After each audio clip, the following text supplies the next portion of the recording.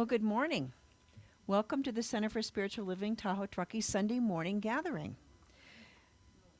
It's a beautiful, warm spring day, and everyone is coming in late because they're enjoying the sun, I think. But I'm grateful that all of you are here today, whether you're here in person or you're online. We have a wonderful program planned for you this morning. My name is Reverend Pam Brandman. I'm the Senior Minister here at the Center for Spiritual Living Tahoe-Truckee. And whoever you are and wherever you are on your spiritual journey, you are welcome here. We know that there are many paths to God, but they all end in oneness and in love, and you are in the right place here. We'd like to remind everyone that our center's purpose is love. Our vision is embracing all and serving with love while awakening to the one. We start our day by setting our intentions with our receptivity statement, if you'd read along with me. I am here by divine appointment. Something I am about to hear applies to my life. I am open, receptive, and willing to explore the possibilities. So this morning, our music is a selection of some of our favorite songs and chants by New Thought musicians. We have six different musicians that are performing for us today. And we begin with a joyous song called My Good by Karen Mitchell. So please stand as we sing along with Reverend Karen, and you'll have the words on the screen.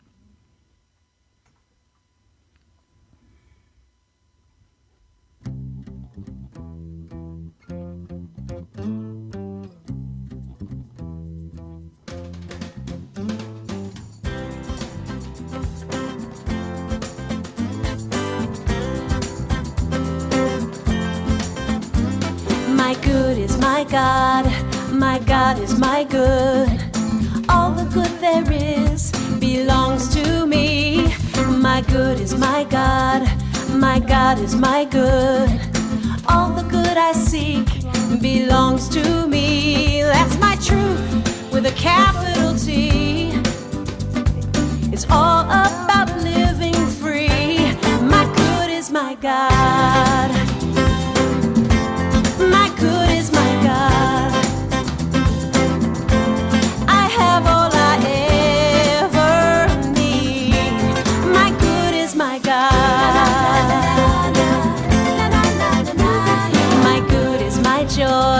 My joy is my good. All the joy there is belongs to me. My good is my joy. My joy is my good. All the joy I seek belongs to me. That's my truth with a capital T. It's all about living free. My good is my God. My good is my God.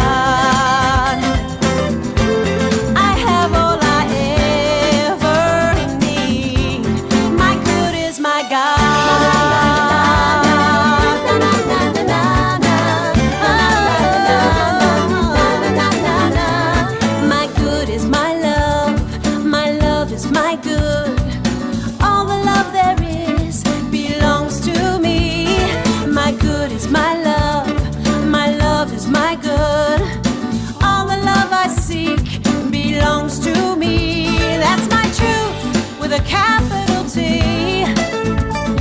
It's all about living free. My good is my God. My good is my God.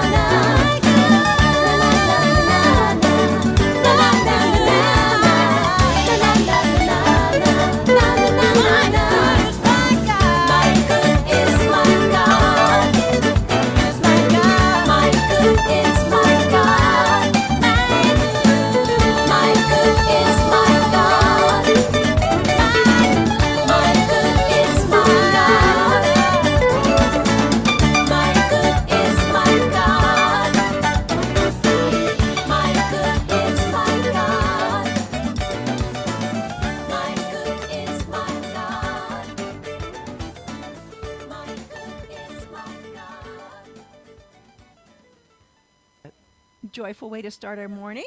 Yeah. And all of these musicians that we're hearing today, they're people that Michael and I have heard either at a Silomar or at the national conference. So, so if you're thinking about a Silomar this August, there's some great music that's going to be there.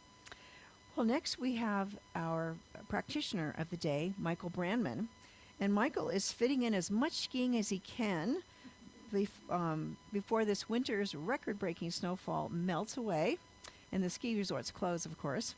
So please help me welcome Michael Brandman for this morning's sacred reading and invocation.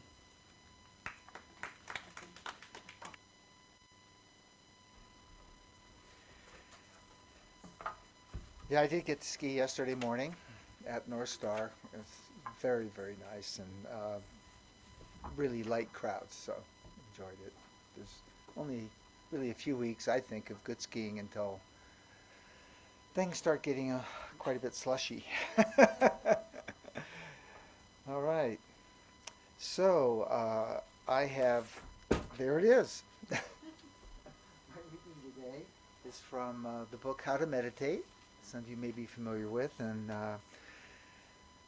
this audience, in fact, almost everybody here is part of our Magic of the Soul class that we're doing, and which is really getting us focused on meditation and different types of meditation. And I know that Brenda today will be speaking to that, and sacred place, which can be at any moment, at any time, anybody can go into meditation, even if it's just for a minute or two. All right, so I am going to read from How to Meditate, a delightful book that Brenda provided me a reading today. And it starts out with, now begin. The road of meditation is not an easy one. Now, we don't want to completely take that in exactly. We really want to turn that around to being something that evolves.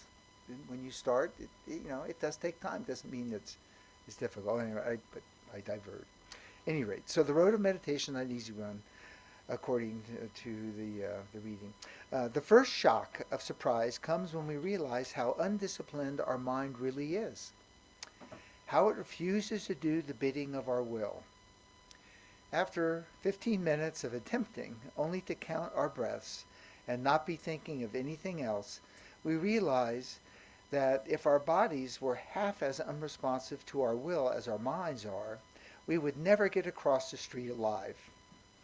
We would find ourselves thinking of all sorts of things, rather than the simple thing we have just decided to think about. Saint Teresa of Avila once described the human mind as an unbroken horse that would go anywhere except where you wanted it to. Plato also wrote of this problem. He likened the human mind to a ship on which the sailors had mutinied and locked the captain and the navigator below in the cabin. The sailors believe themselves to be perfectly free and steer the ship as they feel like at any moment. First one sailor steers for a while, then another, and the ship travels in an erratic and random directions, since the sailors can neither agree on a goal nor navigate the ship toward that goal, if they could even agree about it. The task of a human being, wrote Plato, is to quell the mutiny, to release the captain and the navigator so that there can be the freedom to choose a goal and to steer or work consistently and coherently toward its attainment.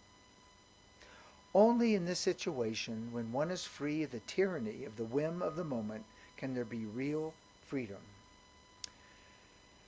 A curiously similar analogy is found in the Bhagavad Gita, a long poem with much attention to meditation and mysticism written in India between 200 and 500 BC. The wind turns a ship from its course upon the waters. The wandering winds of the senses cast man's mind adrift and turns his better judgment from its course. When a man can still his senses, I call him illumined.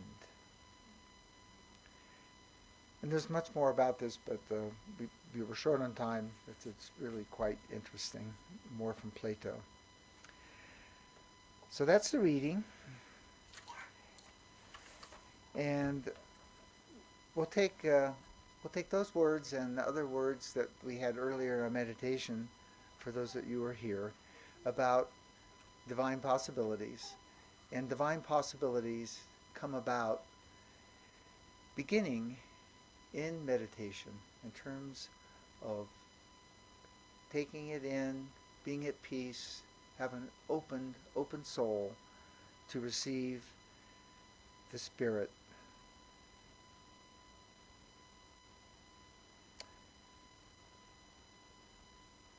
And I want to, first of all, bless this service today, knowing that the talk from Brenda is going to be inspiring and practical at the same time.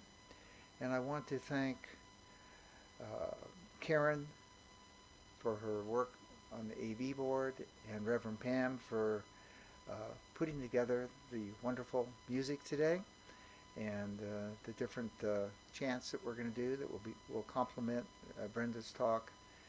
And I'm just grateful for this day and the beauty of the day and all the divine possibilities out there. So I know that we are one with the universe, one with God, in the image and likeness of Spirit, in those thoughts and qualities at every moment. And I take this truth, knowing it is here right now, in gratitude. And I release my word into the law, knowing that it is already done, knowing that this service is already here and now, inspiring and providing continued evolution and growth in each one of us. And I close this treatment with, together we say, and so it is. So from here we have the next. The next song is Thoughts or Prayers. Thoughts or Prayers, all right. By Erika. Oh, that's right. By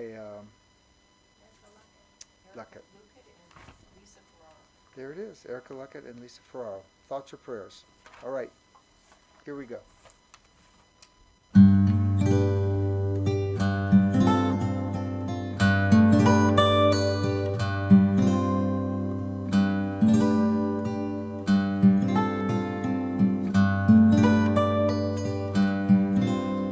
If thoughts are prayers and prayers are things, each moment anew in the life I sing, I welcome each thought like a prayer with the wings, knowing my thoughts create my world.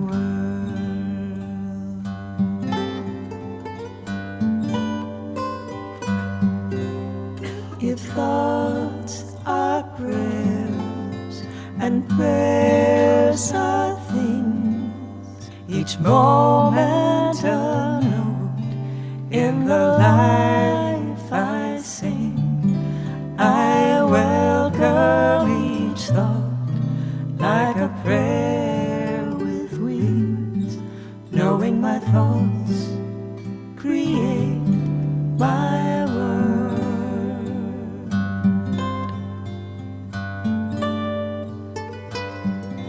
As I think I am, as I love I live,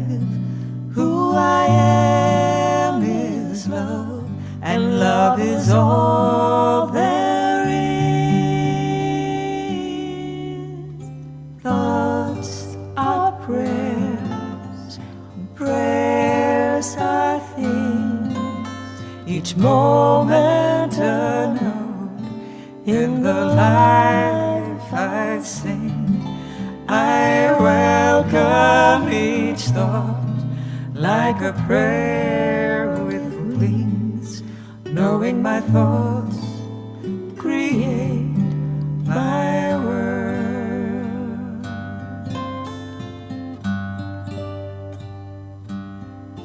As I think I am, as I love I live, who I am is love, and love is all there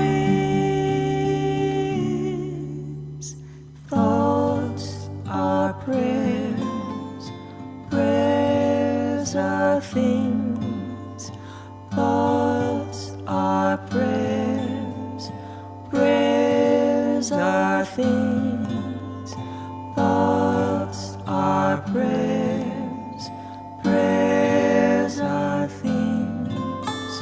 Thoughts are prayers, prayers are things.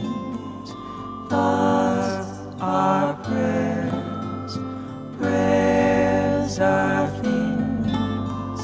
Thoughts are prayers, prayers are things. Thoughts are prayers, prayers are things. Thoughts are prayers, prayers are things. Thoughts are prayers, prayers are things.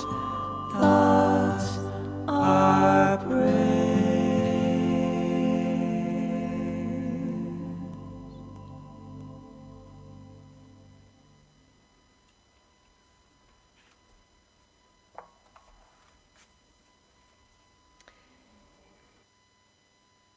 And that feeling of meditation prepares us for our talk this morning. And we're having something special this morning. Brenda Heldoorn has been a practitioner with the Center for Spiritual Living for 15 years. Before you started at the center, and you were in Santa Rosa, and then she moved up here. We got to have her wonderful presence here. And she's lived in South Lake Tahoe for many years, and now lives in Carson City with her husband, Don, their husky, Luna, and 2 enlightened beings that wear cat suits. As a small business owner, Brenda is active in the community, and she advocates for wildlife as well. She also enjoys reading, sewing, and being in nature. And this morning, she's going to speak to us about preparing your sacred space. Brenda?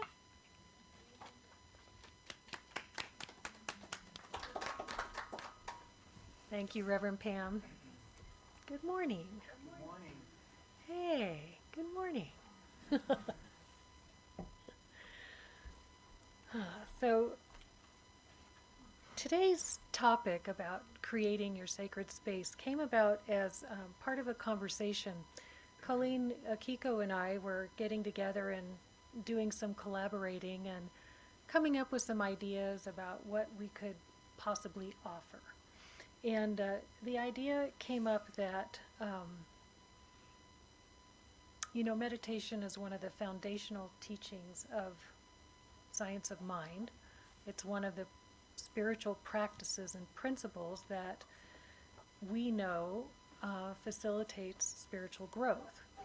So for people who have never meditated before or don't really even know how to get started, one of the things that's really helpful is to create sacred space, to actually create a place in your environment that welcomes you and embraces you while you practice this spiritual discipline. And so I have all kinds of thoughts about what that means. And, often one direction you can get really wrapped up in having all the right accoutrement, the perfect cushion or the perfect chair or the right crystals or the right candles and all those kinds of things. And, some of that comes into play, but that's very, very minor in the entire discussion about what creates sacred space. Because ultimately, the space is here. This is what creates the space in your environment. So we think about community in terms of connection and relationship, shared experience on the path to spiritual growth. So at Centers for Spiritual Living, we teach spiritual principles for practical applications. So this is not does not take you out of your daily life. And while meditation is a foundational teaching, we're not being asked to renounce the world. And we're not being asked to take the monk's robes and live in isolation on a mountaintop or in a cave, although sometimes that's a little tempting. That's called retreat. We have wonderful retreats here. So when I first found Centers for Spiritual Living, it was back in 2001, in November of that year. And if you'll remember, that was just after 9/11 happened. And so the world in general, and my life specifically, was broken, was deeply wounded, and forever changed. And so this created a miracle in me that 20-something years later I can look back and see the miracle. Because it brought me to a place of surrender. And that surrender was so complete that all resistance fell away, and I was, for the first time, willing to let go of all that I thought I knew and become teachable. That is, I would say, that's the very first step in letting go of the ego, is becoming teachable, of letting go of that supposed mastery of the life that for me was a mess. And I had to recognize that. And that was the beginning of a step in the direction of dissolving the ego. And one of the first lessons was meditation at the time, and I didn't have any idea of what sacred space was. And I thought it sounded kind of churchy. And because of the way my life was at the time, I had actually really turned away from all organized religion. Anything that even sounded churchy was, I had a great deal of resistance to. So this whole sacred space thing really didn't resonate with me, let's just say. And I also didn't have, at the time I believed I didn't have enough hours in the day to meet all of the expectations that other people had of me. And so I had a lot of resistance to this. I did not know how I would work this spiritual practice in.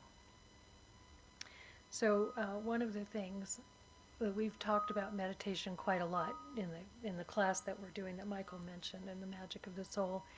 And Nancy was speaking earlier about her preference for meditating in silence and not guided meditations. But for me, when I first began, because I didn't know how to meditate, guided meditations were really powerful. And so I read guided meditations, I listened to recorded guided meditations, and I was speaking about retreats earlier. In our retreat for Centers for Spiritual Living this year at Ananda will be facilitated by Melissa and Z. And so way back when in 2001, when I didn't know how to even begin this practice of meditation, I got my hands on a CD recorded by Melissa called Chants of a Lifetime, and that's CHANTS. And I listened to it over and over again. And then she put another one out called Second Chance. And those were meditations. And they still come back to me sometimes very powerfully when I think about what I was feeling and what I was that part of my journey, that beginning part of my journey. And one of Melissa's chants that kind of just takes me there, the moment I think about it, is it just goes, "You are not alone. I am here with you." And of course it's set to beautiful music, and it is literally a chant. It's just that over and over again. "You're not alone. I am here with you." And as not singing out loud, because singing isn't my gift. Not singing is a gift to you. But as I have that chant going over and over in my mind, it takes me right to that place of peace. And the words themselves are very important because it is reminding me that I am not alone. And that's what it's all about, isn't it? Reconnecting and remembering who we are in that spirit that's within each one of us, closer than our breath. You are not alone. So I know that many of you, and I'm singing to the choir here, I know that many of you, if not most of you, have a meditation practice that spans decades. And some are new to this path, and some have embraced many of the spiritual principles but never found consistency in meditation. So, do you have a slide with that quote, that lovely quote? Enlightenment is accidental. Spiritual practice makes us accident prone. So this quote, when I first heard that, it was just like, well, yeah, because in my own experience, now I've had a meditation practice now for, a little over 20 years. And in my own experience, I've had moments of enlightenment, peak experiences, but they never, for me, have happened on the meditation cushion. They have happened unlooked for, unanticipated, unplanned. For me, the times that it has happened, I've been in nature, and I have been completely washed over in awe of the beauty that I am in the midst of, and that is the catalyst for that peak experience. And this is not something that happens for me daily or weekly or even monthly. Sometimes it seems like I can think back and remember the feeling of being completely washed over by this experience, and then I wonder, gosh, it's been a while. Have I not been available to that? But meditation, a consistent meditation practice, sets you up and makes you susceptible for that to happen. So meditation is the act of opening ourselves to the presence of God in our very being. Whether we focus on the breath or listen to music, chants, or guided meditations, we make ourselves available. This opening invites peace, wisdom, love, inspiration, and above all, unity consciousness. Sometimes here we refer to it as Christ consciousness, to take root in our awareness. With consistent practice, the inner becomes the outer. There is a shift in all areas of expression, more loving relationships, creativity in our work, harmony, health, and energy in our bodies. Over the more than 20 years on the path, and 15 as a practitioner, my practice has ebbed and flowed. One of the ways that I found to stay in the flow was to create sacred space for my practice.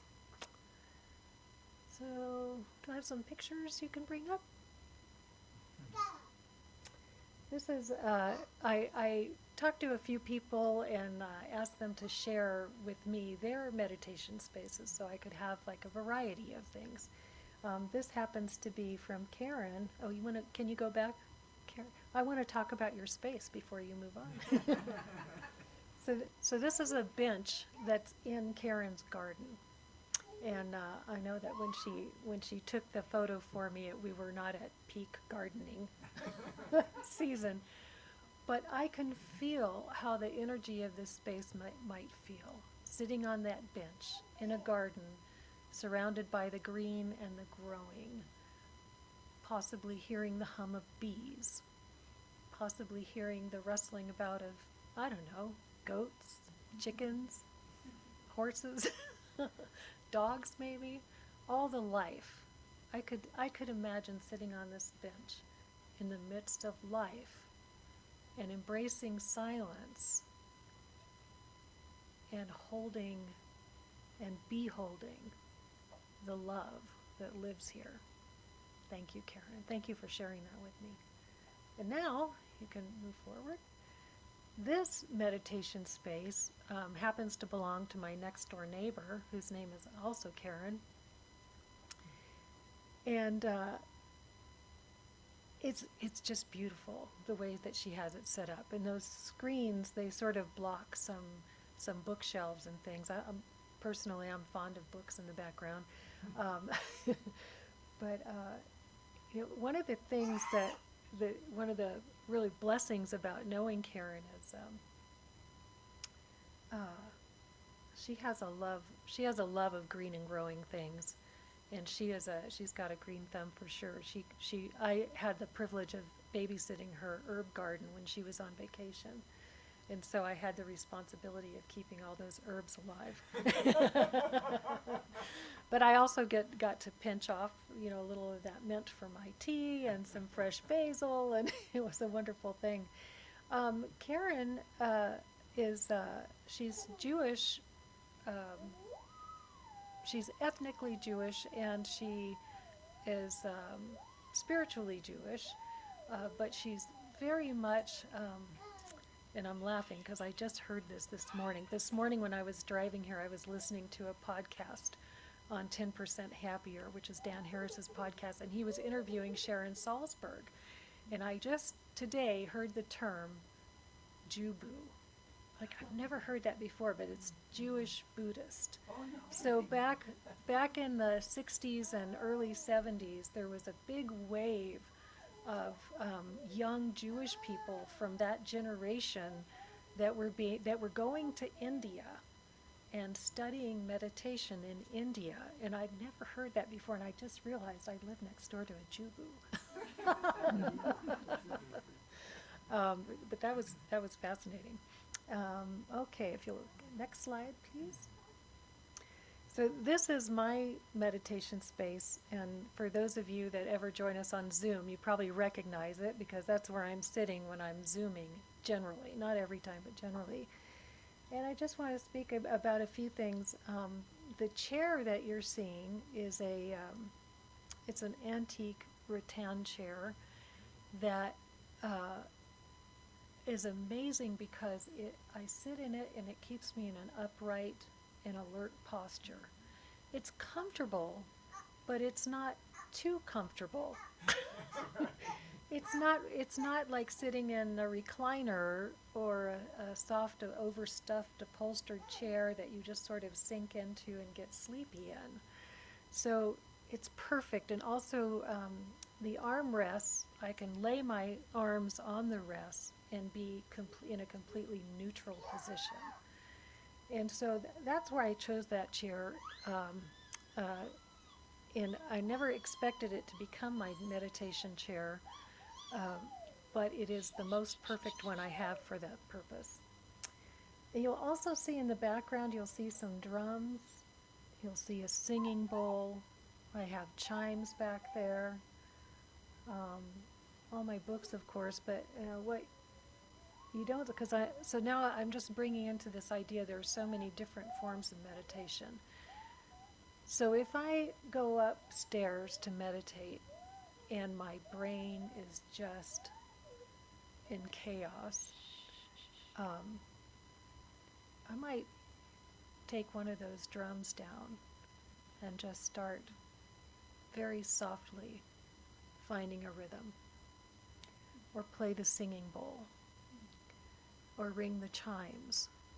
That's very helpful. One of the other things you don't see there on one of those shelves is I have a whole bunch of colored pencils and a book of mandalas, a mandala coloring book, because that practice of focusing your attention and in a creative way, I'm coloring a mandala. I'm choosing colors for certain patterns, and it engages the part of my brain, the creative part of my brain, that gets me out of the thinking part of my brain. So many of these things in my practice personally are not the actual meditation, but it's the setup for meditation, because I can take a few minutes and find a rhythm on the drum, or color in a part of a mandala, not the whole thing because it takes forever, or play the singing bowl, and become settled enough to be able to sit in meditation in silence. So here's the requirements, the required elements for your sacred space. It should be a dedicated space. It's not used for something else. Preferably private. I know that's not possible for everyone, especially when you have little ones, but preferably private, and with no electronics. So that being said, you know that I Zoom from here, but I'm using my iPad, so I only have it up there when I'm on a Zoom thing. Otherwise, it's not there, and there's no electronics. The second requirement is that it should be quiet. And the third thing I've already talked about is seating that allows a neutral body position. And you can use, I prefer a chair, but I also have a wonderful meditation cushion that's about this thick that I can sit comfortably on. It's filled with buckwheat hulls. Not really sure why, but it's very comfortable and very supportive. So, just some way to hold your body that allows your mind to be present. Those are the requirements. Now, the extras are many and varied. Personally, I always have a candle burning. I have a scented candle on the table there. I like to engage that sense, my senses in that way, the aroma of the scented candle. There's also a prayer shawl that's draped over the arm of the chair. So I'll put that around my shoulders. It's very sensory, the sensory aspect of having that warm shawl around my shoulders in the morning is a wonderful thing. I have green plants in here. I think I have another slide if you want to move forward to the next slide. Yeah, you see the plants. Plants have a wonderful energy in a space. They give a beautiful energy to your sacred space, and you give plants permission to just thrive. And that one right there happens to be a peace lily. No accidents there. Other possibilities might be sacred objects. They could be Buddha statues, saints, crystals, if that's your thing. I also have my chimes, singing bowl, my drums, prayer beads. Prayer beads are a wonderful meditation practice. If you've ever used them, there are 108 beads, and if you're doing a chant or a mantra, prayer beads are a wonderful focus. Art. You can see I have a little thing hanging there that says gratitude on it. And that's right in front of my face when I open my eyes. Gratitude. And also books for reading, for sacred reading. So I'm sitting in the middle of my library and I'm surrounded by all of these wonderful, illumined, inspiring, instructive books from all of the great minds that have been walking this path long, long, long before me.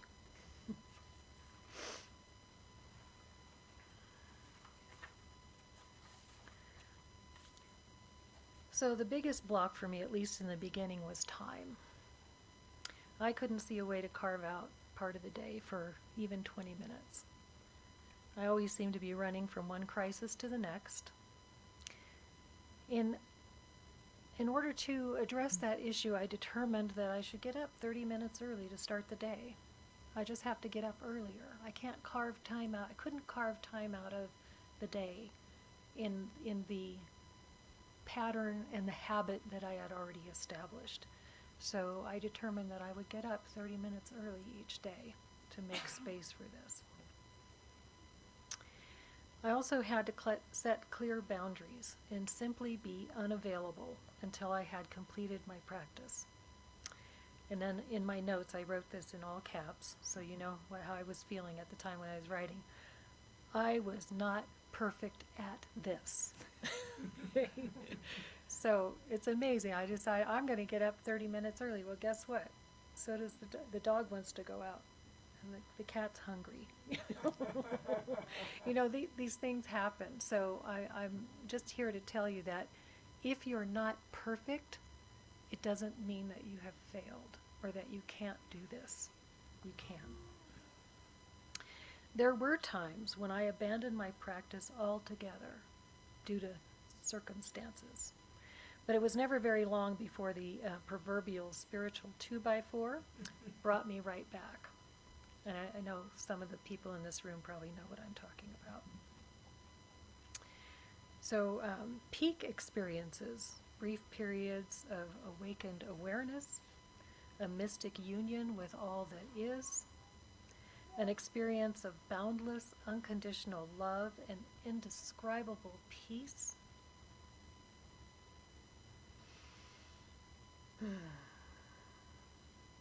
Can sometimes happen during meditations. However, they are most often reported in ordinary daily life, out of the blue. Meditation prepares us for these glimpses, or for some longer gazes of expanded consciousness, heaven on earth. I'd like to share a brief reading from A Course in Miracles that when I came across this passage, it landed. The miracle comes quietly into the mind that stops an instant and is still. It reaches gently from that quiet time, and from the mind it healed in quiet then, to other minds to share its quietness. And they will join in doing nothing to prevent its radiant extension back into the mind which caused all minds to be. Born out of sharing, there can be no pause in time to cause the miracle delay in hastening to all unquiet minds, and bringing them an instant's stillness when the memory of God returns to them. Their own remembering is quiet now, and what has come to take its place will not be wholly unremembered afterwards. So, wow. Will not be wholly unremembered. It's sort of like if you take a balloon out of a package and you inflate it like a birthday balloon, and then you untie the knot and you deflate it. It never goes back to the way it was before it became filled. Will not be wholly unremembered. So, as I do often, I like to listen to podcasts in the car, and I listen to a lot of, you know, spiritual teachers and that kind of thing. It just that's what gets me going. And I was listening to John Kabat-Zinn was being interviewed, and he described his meditation practice in a way that I hadn't thought of this before, but it really, the feeling had a resonance to me. And he said that his meditation practice is like a love affair. The time I spend on the cushion is spent with my beloved. So I actually have like kind of chills when I'm thinking about that again. So if that is the consciousness that you can cultivate around your meditation practice, it no longer becomes a chore or a discipline, because I thought about it for so long as a discipline, a spiritual discipline.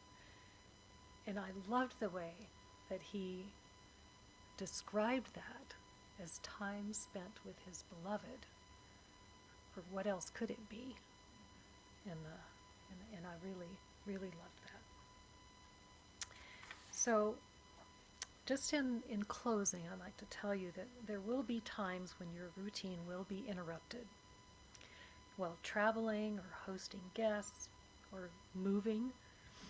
However, if a practice is well established, a meditative state is only a conscious breath away. Thank you. And I think we probably have a wonderful song again. Yeah. Would you like to do a closing? I would love to do a closing treatment. Thank you. I was just breathing this in, this consciousness of being connected with our beloved. Meeting the one mind, the one love, one intelligence, the one energy of all creation, consciously coming into the presence of this one. I remember this is the truth of who I am. For if there is only one, then I am one with it.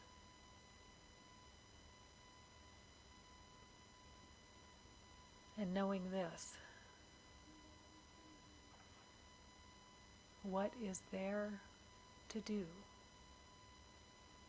but to be that love into the world? To express the nature of the one into my daily life.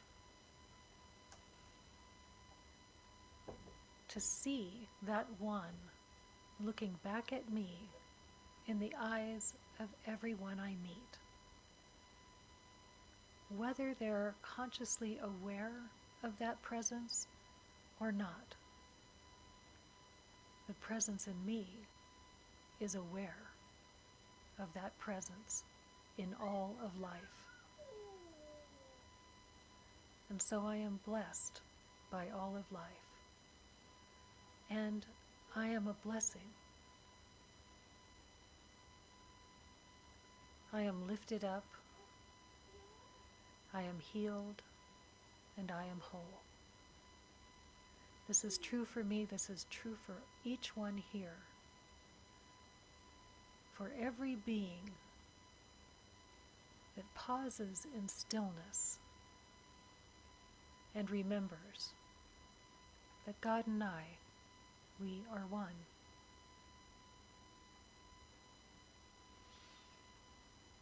And so I open my heart in gratitude, giving deep thanks for this understanding, for the knowing of this truth, and for the presence, which is my companion in all things. And so I release this, my word of power, into the law, knowing that this presence is the power in each of our lives, and it is always returned to us fulfilled. And together we say, and so it is.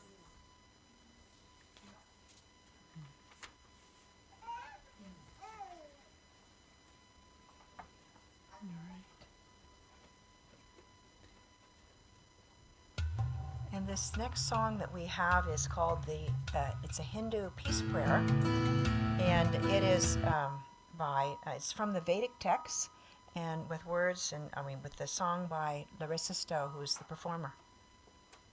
So feel free to sing along or chant along.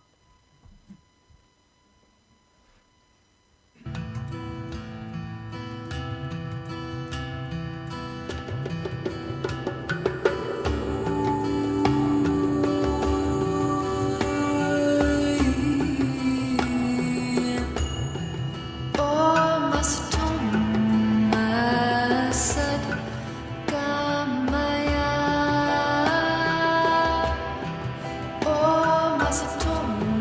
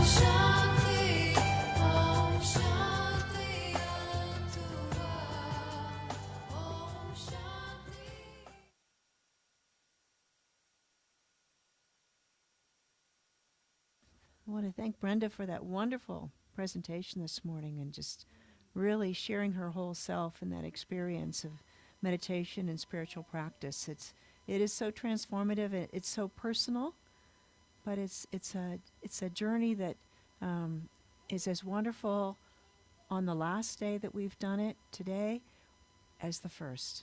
You know, it's just a transformative process. So this brings us to our prosperity time. And at CSL Tahoe-Truckee, we know that God is our infinite source for our center and for each one of us as individuals. And if you were inspired by today's gathering, please consider sharing your abundance with our spiritual community. You know, donations of your time, talent, and treasure to our center support our vision of embracing all and serving with love while awakening to the one. And we are extremely grateful when you show your gratitude that CSL is continuing to make a difference in your lives and in the community. So there's lots of ways to give. You can send a check. Cash always works. On our website, you can use our PayPal link with Give Today, or you can use online bill pay from your financial institution, or we now have Venmo if you'd like to share that way. So all of them work. But where I'd like you to take your gift and hold it over your heart or your thought of your gift and repeat our prosperity affirmation with me. In everything I give thanks. I gratefully and joyfully share my offering, which flows from God, my infinite source. My gift blesses this center and all who are guided, healed, and empowered by its activities.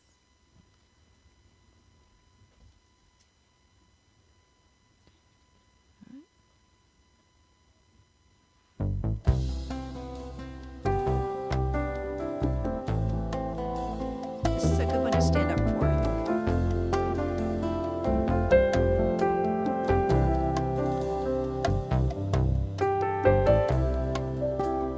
Thank you. Thank you.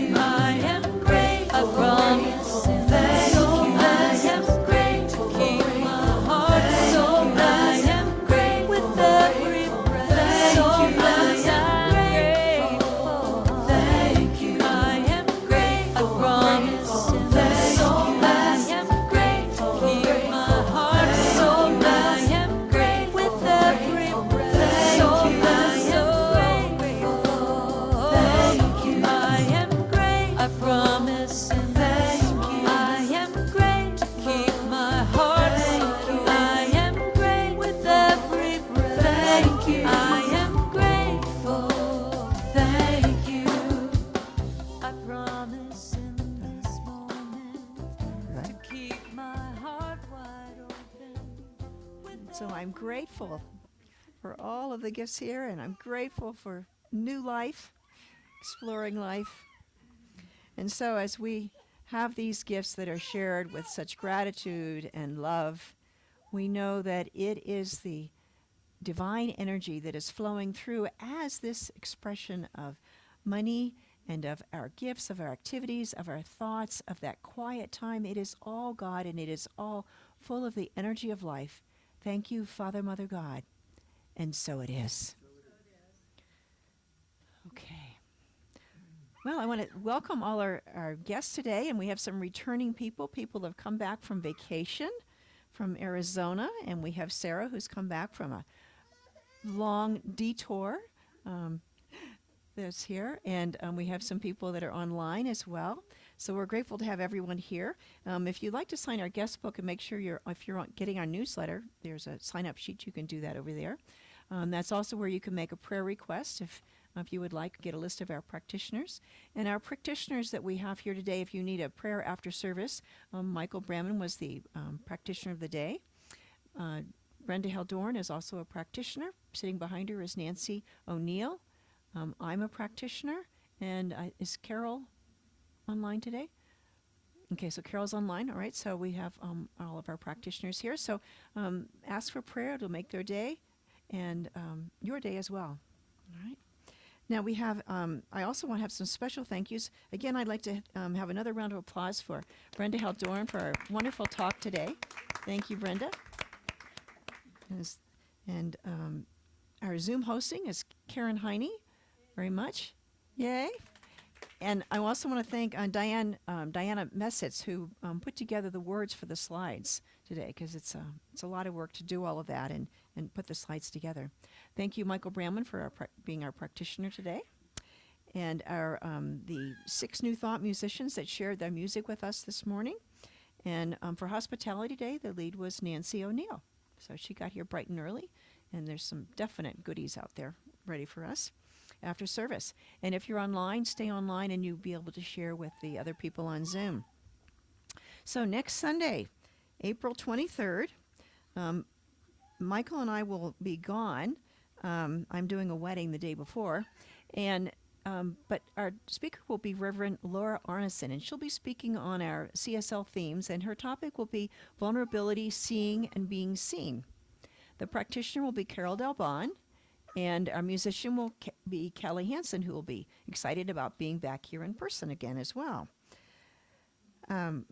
We have, if you would like to have some more information about our center, you can always go to our website and check it out. I think that's on the next slide. There we go. And lots of things are going on there. And then you can also find video recordings of the Sunday gatherings, of the talks, and some prayers and meditations as well. All right. Now, the Ananda Tulip Festival, we were supposed to be going tomorrow, but we got an email from Ananda saying that the tulips, it's been a little bit cold and they've been a little bit timid about opening up. So they suggested that we wait. So we're moving it to May 1st. So 2 Mondays from now. And if you have, if you already registered, because we need to register online in advance, you need to go in today to change your date from the 17th to the 1st, and that way you won't lose your money that you have set up for tomorrow. And they've made it kind of an easy process to work through, even if you don't have your name in there. They remember you. So create an account and you can make that transfer. But it's going to be great, and the 19,000 tulips should be in their full bloom in a couple of weeks. So we're looking forward to that. The North Tahoe Community Choir is performing this week. It's going back farther. Keep going. More. There we are. All right. So this is directed by Donna Axton, and they're presenting their Broadway concert. So they have music from West Side Story, Wicked, and Fiddler on the Roof. You have a choice of 2 days, Wednesday at 7 at the 19th, and Sunday the 23rd at 7 p.m. It's at St. Patrick's Episcopal in Incline Village, and we have discounted tickets here for sale that you can purchase. There's a whole group of us that are going on Wednesday. to the 7 o'clock because we want to see Colleen's show on Sunday night. But and we're going to go to the Thai restaurant in advance to have some nice social time, and then head on over to St. Patrick's. So if you have any more questions, speak with Penny about that, right? Okay, now the Red Tent meets this week. This is the monthly new moon ritual and sacred circle for the and potluck for the women that meets at the Lake Tahoe Wellness Center, and that's at 6:30, and that's led by Jackie and her friend Erika. Now next Sunday, that's 1 week from today, April 23rd at 4:30 p.m. is the virtual benefit concert, Rising Above the Rubble. And Colleen Akiko has been putting this together when she wears her hat of So Am I Worthy. And they're working with the foundation Women for Women International. They want to help the women who are survivors of the earthquake in February that was in northern Syria. And so there were 53. No, there was lots of people that were killed as a part of this, and so they're struggling to survive, and so this will be a benefit to help those women. And some of our favorite women musicians, Angelica Schaefer, Karen Drucker, and Kalyani, are also going to be part of the program, and there's even more. So it's going to be a fantastic concert online on Zoom. So you have to register in advance. You can find the link in our newsletter, and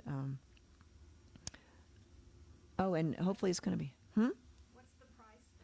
It's a free concert, so the donations are, though, for whatever you would like to make. And the donations are to the Women for Women International, so it's all a deductible donation. All right? So now we have a couple of concert retreats that Brenda was mentioning how wonderful a retreat is.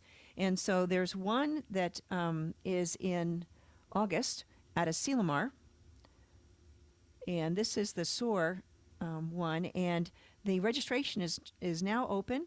Early bird registration closes on June 16th, so go ahead and get that done. And the music there is worth going, if for nothing else. But Asilomar is a wonderful place, and certainly enjoy that. That's August 8th through the 11th. And Michael and I are going, and Brenda's going too? Okay, great. So you'll have some friends there. Yes, it's a wonderful place. Okay, and then the next place, but then the big one that I want to share with you is our Soul Sangha retreat. This is our annual CSL retreat this time, and it's called Soul Sangha Communing with Sacred Joy and Wisdom. And there's flyers out here. Our registration's open on our website, or you can register here. Melissa and Z are our facilitators. This is at Ananda, the Expanding Light Retreat Center, in September 8th through the 10th. And early bird registration is available through July 10th. We're opening it up to some other centers this year, so I think we are going to sell out this year. So need to register early. You can hold your space for $250. That'll hold it through July 10th. And there's one, you can either have a shared room rate, or it's a little more expensive if you want your own room. But all the different places are here on the back, and so there's a sign-up sheet, and you can reserve your space now. So that's going to be fantastic. All right, we also have our ongoing drop-in classes every week, and so there's on Thursday there's Tai Chi at 3:30, or you can do the meditation in the Paramahansa Yogananda style from Ananda, and energization at 4:30, meditation at 5:30, and on Friday is the Course of Love book study, drop in at 6:30. All right, so more information you can find on our website or the newsletter. All right, now we have our wonderful children we would like to bless. And so we welcome you, if you would repeat with me. We see you, we hear you, we love you. You are a gift from God. And so it is. All right. All right. And so we're going to have our closing song now, followed by an affirmation. I'm not sure we have. I'll lead one. And so here is our song is amazing. So if you would all stand.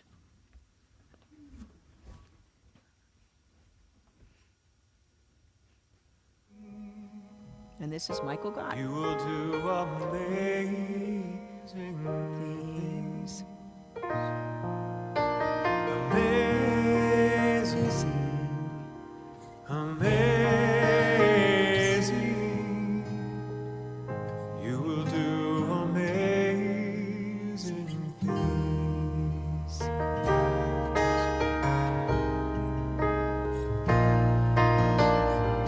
You will do amazing things with the choice each new day brings, and with every step you take. Bless the progress that you make. The reason you live is there in every gift you give. Love your life, love your dreams. You will do amazing things.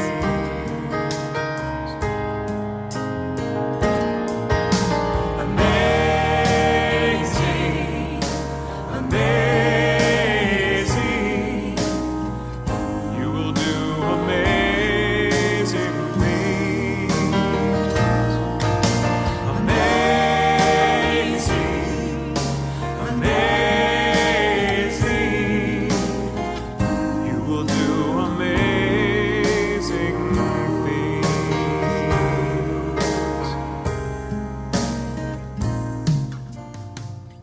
Oh, the places you will go and the people. All right. Namaste. Thank you. Oh, an affirmation. All right. All right. I think it is. It's a wonderful affirmation. Something wonderful is happening through me right now. It's happening in my mind. It's happening in my body. It's happening in all my relationships. And in all my affairs. I think it. I feel it. I know it. And I accept it. And so it is.